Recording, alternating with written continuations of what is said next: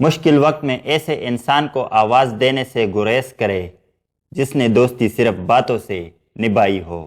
آپ لوگوں کو ان لفظوں سے سکون پہنچاتے ہیں جنہیں آپ خود کسی سے سننے کے خواہش مند ہوتے ہیں۔ محبت، دوستی، ہمدردی یا مدد کی صورت میں دنیا پر کوئی ایسی نشانی ضرور چھوڑ جائے جو یہ بتاتی رہے کہ آپ یہاں سے گزرے تھے۔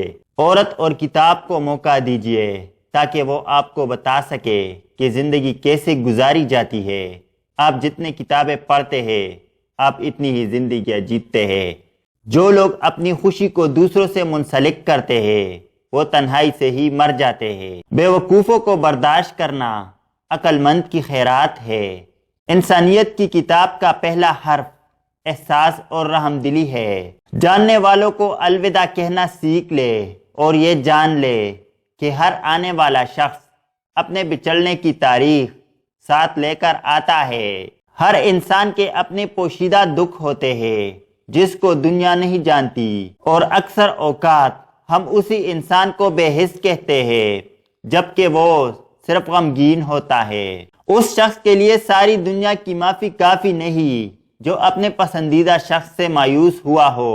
اپنی حالات سے کوئی بھی مطمئن نہیں اور اپنی عقل سے ہر کوئی مطمئن ہے۔ جب میں بہت سے لوگوں سے مایوس ہوا تو مجھے احساس ہوا کہ خود پسندی خود غرضی نہیں ہے۔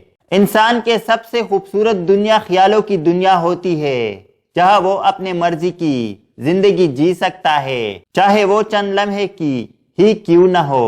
اپنے دلوں کو ان لوگوں کے ہاتھ سے چھین لو جو اس کے مستحق نہیں ہے۔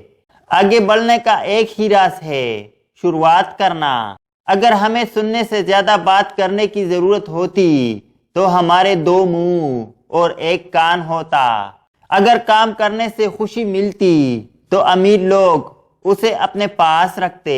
ہر چیز کی حدود ہوتی ہے، لوہے کو کبھی بھی سونے میں تبدیل نہیں کیا جا سکتا۔ نکالے جانے سے بہتر ہے کہ باہر ہی رہو۔ پریشان ایک ایسے قرض پر سود ادا کرنا ہے جس کے شاید آپ مقروض نہیں ہو۔ سب کا ایک ہی مقصد ہے، صحیح ہونے سے زیادہ مقبول ہونا چاہتے ہیں۔